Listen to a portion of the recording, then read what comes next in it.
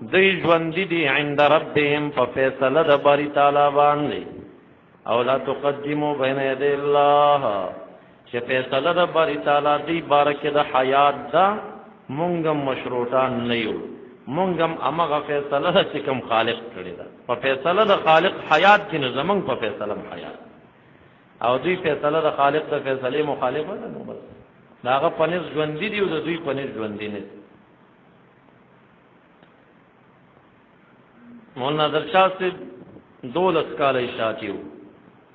هغه د اشاعت نه چې توبه کړه او مقابله شروع کړه نو داغه سو وجوي ایوه لوی وجه دا و چې وې مونږ بلوچستان ته مناظرې ته لاړو طاهر سره وې زلاړم دا خاص د طاهر شاګردو او وې چې لاړو ولته نو په دې حیات الانبیاء مناظره و نو هدایتونه پیش کړو زمونږ د شیخ هغه علما ډېر چالاک او کلک روانیو وې چې مونږ واپس راتلو په لار نو طاهر شیخ وی چې یاره چې دا دوایتونه دوی سره نه وکنه نو دا مناظره رانه ګټلې نه شو بس ما ځل کې وی چې ته ډېر بې دینه انسان زکا چې ته اوس داسې نه کې چې دا خپل فیصله د قرآن کریم تابع کې چې آیتونه راغلي خو زه به د خپل رای نه تیر شم اوس ته د رای نه نه تېرېږي وی چې کش کې د آیتونه نه وی چې ما دا مناظره ګټلې وی ما وی چې زه ورسېږم زه به ستا سمه مقابله کوم وی چې کله را ورسېدو زلال ته په پنځپیر کې ومه چې یو ګونډېګیری و د چاپخانو والا وی دا راغې مونږ کمره کې ناستو ستړي مشي وکړه شیخ ته وی چې کار څنګه وکړم وی چې وکړه که نه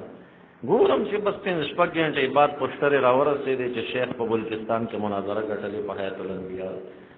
ما زړه کې چې ودروغجنه ستا شرم خپل ته ما ولیدې ته خو علماو ډېر سپک کړي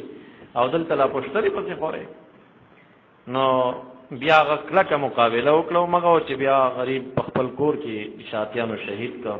خپل کمره کې پروت و په شهادت ورځ هغه به ډېره زیاته مقابله 3-3.5 طالبان به دورې تفسیر کې ورته کېناستل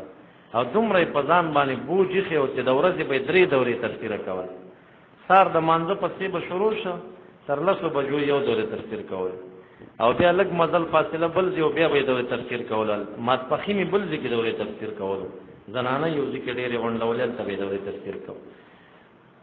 نو د ورځې به 3 دا تقریبا 900 زرو پورې طالبان به دلته جمع کېدل په دې 3 دورې تفسیرې خو هغه د دوی په مرض پوهېده نو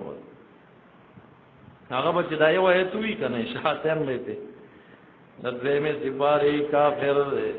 سورې بقرې کافر دی آیت نمبر دومره کافر دی دا الفاظ ده ځکه 12 کاله دوی ته پاتې شوي د دې او ټوله بېدیني ورته معلومه وه چې دا سره کوم خلک کیسټ یې پیدا کړي لګي وورئ بیا ته پته لګي مولانا درشاه صاحب کیسټ یې پیدا کېږي اول به مونږ حمل کو په تغلیظ باندې چې کافري وته